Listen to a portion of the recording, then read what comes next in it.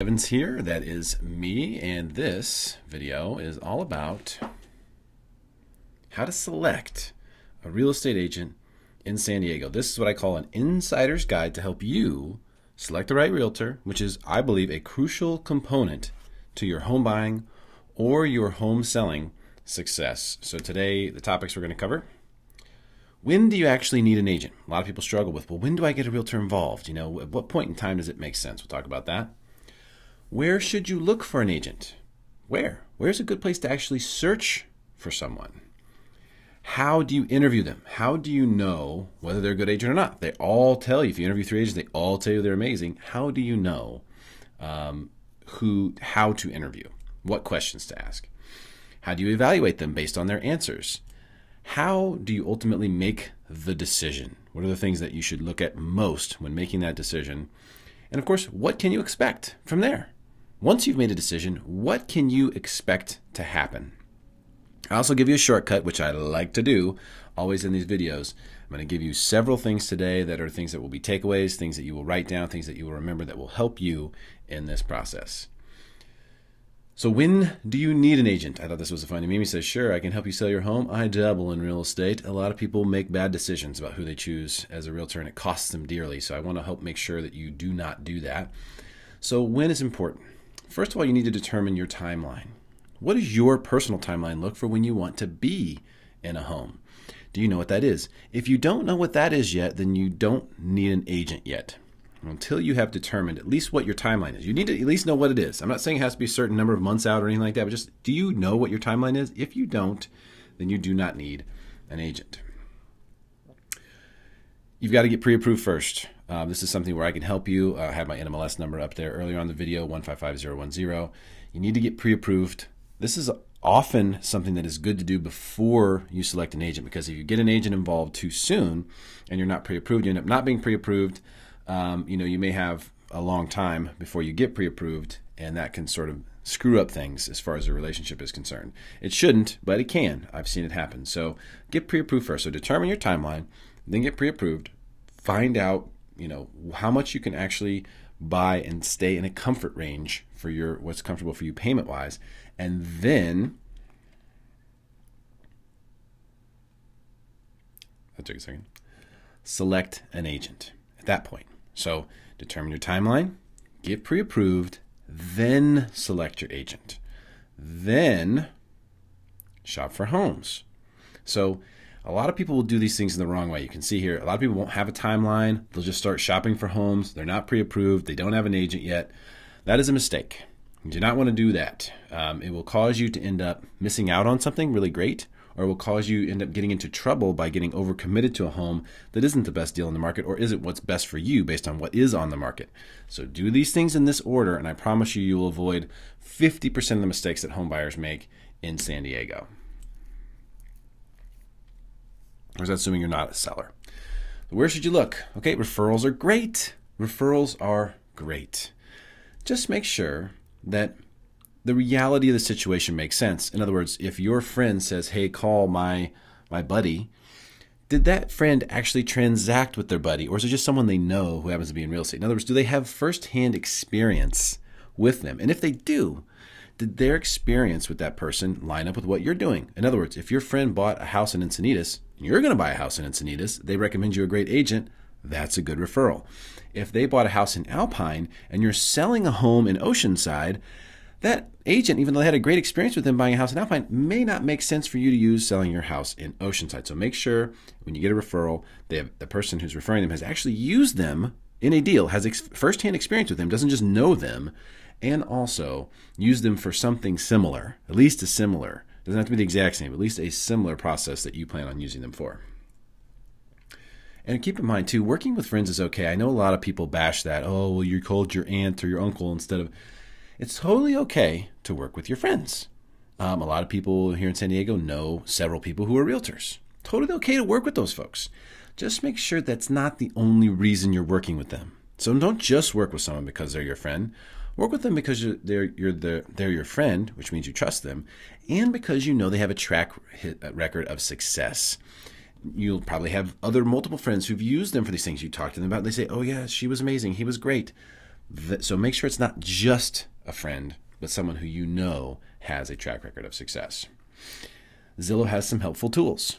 I'm going to show you what some of those are, but basically it's called Agent Finder. And what you can do with Agent Finder in Zillow is you can basically, you can go through, you know what? Let's do this. Let's see if I can just pull it up for you right here. We're doing this super raw. And the reason I like to do it like this is because I want you to know I'm not sitting here spending a bunch of time editing a video. All right, can we get this in the Finder? There you go. So right here, see it says Agent Finder. This is a pretty decent tool. You can go in here and you can look. You can click on the neighborhood. Let's say you're buying a house in Chula Vista, or you're looking for a house in Chula Vista. You type in Chula Vista, and then you can just hit search. You don't need to put in an agent name. You can also, if you meet an agent, you can put their name in here. And let's say, oh, here's someone. Here's several of my friends are in here. Jeff Goodall, for example. He's not in Chula Vista. So if you don't get the city right, then it also won't work. So I had to type in Poway to get Jeff Goodall, who's a good buddy of mine, in here. You can click on them. Once you click on the agent, you can then look. You can see their reviews. You can see how many sales they've had. If you go back to the Agent Finder, and let's go back to our example, Chula Vista. So you look at Chula Vista. It just pulls up whoever, right? Here's several people that I know. Hida Parashos, Pam Ratcliffe's amazing. So, you know, you can go in here and you can look at these people and you can see a lot of information about them. So let's say I click on Team Ratcliffe here. So here's Pamela. She's got a couple members on her team. It shows you their team members. It shows you the number of sales they had in the last 12 months. It shows you their total reviews. You can read all their reviews in here. But what's also really cool when you scroll down is you can see where they've sold homes. So you can see like, hey, well, if I'm looking at Chula Vista, a lot of her sales, I mean, look at how many sales she has down here. Look how many dots there are down here. The two red ones are the ones that are for sale, and the yellow ones are the ones that have sold. So she sold a lot of homes down here. So I can see that just by looking at a glance here. So this is actually a pretty good tool. You can also see their history, you know, how many sales all time, 874. So a lot of experience here, right? Sometimes you'll see this and it'll be 4. And you'll go, ooh, so I'm working with a brand new agent. They didn't present themselves as a brand new agent to me, but that's the way it is. So Zillow has some really cool tools here that I recommend using. Just this Agent Finder tool, which keeps escaping the screen. Agent Finder is really good. That's where you're going to find this. You can look for agents there, or you can look up agents there. Okay. So we're doing this super raw today because that's just how I roll. Oh, come on. Ah. I know what happened. Sorry. All right. Okay. So that's Zillow. That's some helpful tools there. Sorry for the rawness of this video, but it is what it is. And I think you can utilize those tools to really help you figure out who's a good person to use and who's someone that is maybe brand new to the industry. A lot of people disguise that well. So just be careful there. I'm personally a good resource as well. You can always reach out to me. You know, you can call or text the number on the screen, whether you're looking to get pre-approved, whether you want to refinance a home. Those are things that I do for a living as well. But also, if you just are looking for an agent, you're like, hey, I'm looking to buy a home here or sell a home there. Who should we use? You can always reach out to me for that. All right, how do you interview? This is hard. I've watched a lot of people do this. I've produced reality TV shows. Win This Listing is a big one, where people were interviewing agents to sell their homes. Really, really cool show. Here's a few tips about how you go about it. First of all, you do it at their office. Don't do it at your home, okay? And just trust me on this one. It's much easier for you to say, hey, okay, I'm showing up at your office at noon. We need to be out of there by 1 o'clock. It's much easier for you to stand up and leave than it is for you to shoo them out of your house. Trust me on that. They will just hang around and just linger around forever. It's really, really difficult to get them out of your house. So it's much better for you to say, we're doing it at your office. You have 1 hour. We'll be there at noon. We need to leave at 1 o'clock. And you set an alarm on your phone. When that alarm goes off, you say, okay, we got to go. Thanks for your time. And you leave. If you want to stay then at that point and continue talking to them, you can, but you've established parameters where you're in control of your time. And that's super important here because a lot of agents, unfortunately, are trained to not leave your house until the listing agreement is signed, or to not leave your house until the buyer-broker agreement is signed. So be careful there. Always ask for proof of past performance. Now, there's some cool ways that you can go about doing this. There's some ways that I really like to go about doing this. And I think one of the main ones is always going to be call a past client on the spot. I saw someone do this on one of our reality shows. And they just said, okay, call the last person that you helped. Right now, call them. I want to talk to them. And it kind of puts the agent on the spot. They're kind of like, oh, gosh. And so you get to see what their last client interaction was. If you let them choose, if you say, hey, be prepared when when we come to your office, we're going to have you call one of your past clients we want to hear from, they're going to pick the person who they had the best experience with. If you just say, hey, call the last person that you did deal with right now, they're going to have to do it because you're going to be asking that person, okay, when did you close? What happened? You're going to sit there and grill them on speakerphone right in front of the agent. That is the smartest thing I've seen someone do on their own. We didn't prompt the individual to do that on the show. They just did it, and I think it's genius. You're going to want some proof of past performance. And when you look at just reviews or testimonials that people have, obviously they're cherry picking. So you really want to try to make that random. Also, an important question to ask is, what's the plan? If I'm a home buyer, what's the plan? Here, what we want. How are we going to get it? And they should have a plan. If they don't have a plan, if they say, well, here's what we do. Here's what we do. Oh, okay. So you have a system that you just use. Tell me how your system is going to work for me. And the same thing on the sell side. If they're selling a home, you say, oh, so you have a system for selling homes. Well, then show me how it's going to work for me. Make sure they have a plan. Very important. Can't be winging it in this game. The real estate game in San Diego is too tight for that. Pay attention to their communication. Okay. When you are at a point of a prospect, when you are a prospect to a realtor, when they think they can get business from you, in other words, they think you're going to be a client potentially, that is when they are going to be the most attentive with you. That is when they're going to be the most interactive with you. Okay. Now they may maintain that. Great agents maintain that throughout the whole process, but in general, that's when you're going to get the most attention from them. So how does their communication? If their communication is not just crushing above and beyond during this period, it won't be above and beyond during the transaction. And sometimes it can be above and beyond during this period and then completely fall off in the transaction. But if it's poor up front, if the communication during this phase is poor, then you can pretty much count on it being terrible during the transaction. So pay close attention to their communication. How quickly are they responding to you? How clear and concise are they? Are they cryptic? Do they not like to communicate the way you like to communicate? You like to text, but they're sending like short cryptic texts and you're just kind of like, if that's frustrating now, it's going to be frustrating later. Another big question is to ask, will I be passed off? In other words, I know you're talking to me. I trust you. You sound knowledgeable. You've got me sold. But once I sign this document, are you going to pass me to someone else and they're going to become my point of contact? In other words, who's my point of contact throughout the transaction? Now, that doesn't mean that being passed off means that you're going to be passed off to someone bad. But a lot of people are disappointed by getting passed off because they weren't told about it up front. A lot of times the agents who do pass people off to an underling or subordinate will do so without communicating it. And I think they would do a lot better if they would just communicate it. But a lot of times they don't. And so you think you're getting Bob, and really you end up with Jimmy.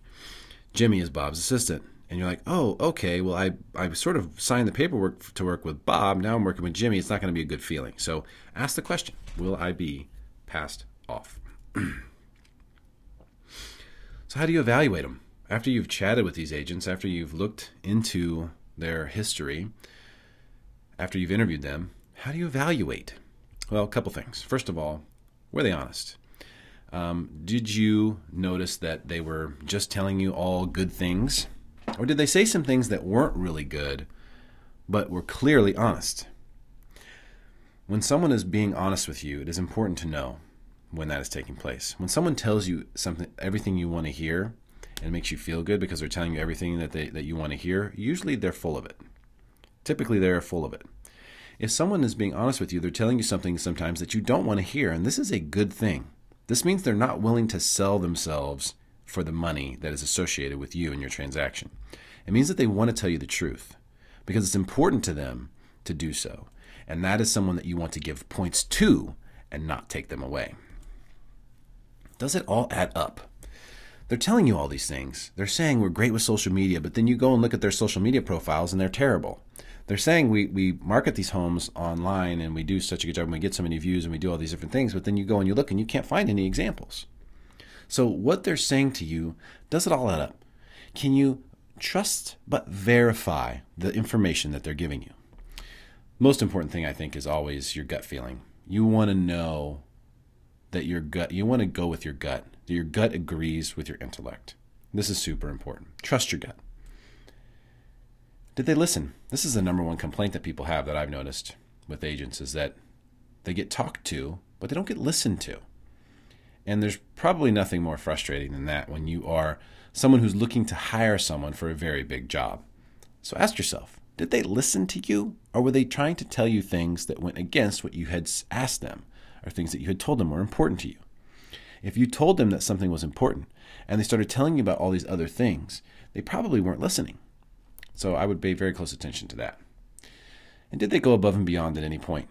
Whether it's bringing you a small gift that was meaningful to you at the beginning of the meeting, or whether it was just taking the time during the meeting to say, you know what, I can show you something really cool. You guys want to see something really cool? And showing you a contract, showing you a transaction, showing you a property, doing something that you totally did not expect them to do that really wowed you and blew you away. Because if any of the agents you interviewed did that, that's the one you should go through. All right, let's talk about actually making the decision. This is going to be tough. I've seen people on our television shows in the past take hours and hours to do this. So here's my tips on it. First of all, know what's important to you. Make a list of the things that are important to you, not just of an agent, but of the transaction. What are the things that are important to you? Then go through and see which agent you believe would meet those things. That's a good first place.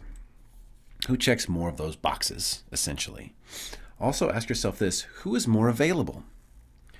Which of the agents that you met with do you feel like is more available? See, sometimes the agents who do the most business are the least available, and people don't like that. So a lot of times, it's not necessarily good to choose the one who says, I do the most business. I've done the most transactions this year. I've sold the most homes. That person is the least available most of the time, unless they're going to pass you off to someone else and make themselves available to go have another meeting with someone like you. But you're going to end up working with Jimmy and it's not Bob. So look at who's available. A lot of times it's also good to ask the question in the interview process, I should have mentioned this, how many escrows do you have right now?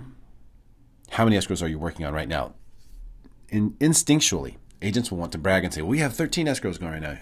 Oh, well, that sounds like a lot then. Doesn't sound like you'll have a lot of time for me. This is where it's time to be honest. So and they may go, oh, well, actually, that's our team. I only have 4. Oh, okay. So now they weren't honest with you. So ask about availability. This is really important. Who communicated the best? Who did you understand the most? Who was it you're very clear what their sales proposition is, what it is they're going to do for you? Who made that the most clear? Whose pitch can you go back and actually re-pitch because they were so good at communicating it, you actually remember it? That's a good way to know who communicated best, and that's typically the person you want to go with. Regardless of who you choose, my most important advice for you on this is to be 100% in or 100% out. Either you do not choose them to be your agent, or you choose them wholeheartedly, you surrender, you submit to them, you allow them to be your agent and do their job. Don't go halfway. Don't say, well, we're going to pick this one, but I'm going to keep a close eye on them. I'm going to really be in control of everything and just kind of use them as my puppet. Do not do that to an agent. Don't do that. If you don't trust them, then do not choose them. Keep looking. Once you have someone you can trust 100% where you can let them take the wheel, here you go. We're in your hands now. You know what we want. Tell us what we need to do. Put yourself in that position. If you can't get there, then don't pick someone. What can you expect? Well, this is actually a hilarious graphic. I won't go into it. But what can you expect? Listen, good agents are aggressive. So as soon as you choose an agent, as soon as you contact one, they're going to follow up with you a lot. They're going to expect to try to help you buy or sell a home quickly. They're going to want to get you into contract quickly. So know that that's not a bad thing. Even if it makes you feel somewhat uncomfortable because someone might be calling you a lot or texting you a lot or emailing you or dropping things off at the house or whatever, just note that the best agents are typically aggressive. So if you're choosing a good agent, they might do that, and that's okay. They'll expect that you are ready. This is one of the reasons why you don't want to contact an agent until you are actually ready, because they're going to expect by the time you contact them that you are ready. And so they're going to want to start moving things forward, and sometimes quickly, and so you need to be ready for that. So make sure you are ready. Be prepared for your search. Know what it is that you are looking for if you're buying. If you're selling, be prepared for your home sale. Know what's important to you. Know those things so that you can communicate them to the agent and let them do the work for you. Be ready to listen and learn.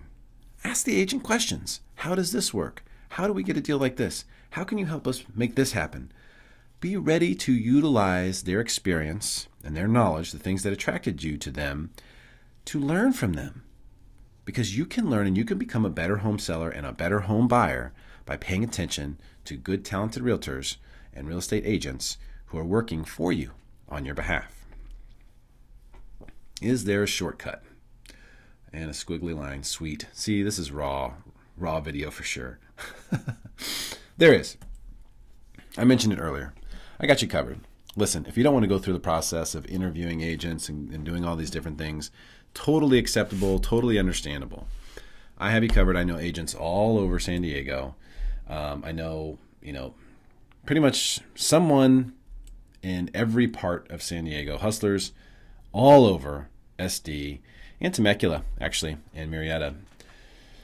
Several up there. I know some in Las Vegas too, St. Louis, Missouri, my hometown, Columbia, Missouri. So I know, especially in San Diego, I know some really good realtors who, if you want to just say, hey, Derrick, just tell us who we should use, you can do that, and it'll save you some time.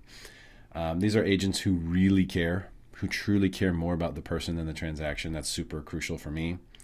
Agents that are accomplished, that have done really, really well and continue to put up impressive efficiency statistics, not just quantity statistics. You hear a lot of agents bragging about quantity. I sold this many homes, but you don't see or hear many of them talking about efficiency. And those are stats that you can only get if you have access. And ultimately, someone who fits your needs. I can find someone who will fit your needs. Whether you want someone who's younger, older, male, female, works this area, that area, focus on buyers, sellers, etc. I can help you figure that out. So some reminders, as I like to do with these videos. Referrals are best, in my opinion, as long as it makes sense for your goals and your situation. Make sure if you get a referral that the person who you referred them actually used them and did it for something similar to what you need them for. That goes with any industry, not just real estate. Pay close attention to the communication skills, okay? This is, and style. This is the key to me because communication is everything. In business, in personal life, relationships, this is the key, the most important thing. So if you can find someone who communicates with you the way that you feel comfortable communicating, then that'll make a big difference for you. Also, you do have a shortcut option. If you don't want to do the work or spend the time hunting yourself, which is myself, you can reach out to me and I'd be happy to help you find an agent that's going to be great for you, that's going to help you accomplish your goals, and that ultimately will help you win at the San Diego real estate game. So thank you guys so much for watching this video. Feel free to call or text me or email me anytime. I'm always here to help you be smarter than everyone else. That's my thing. Derrick Evans, over out.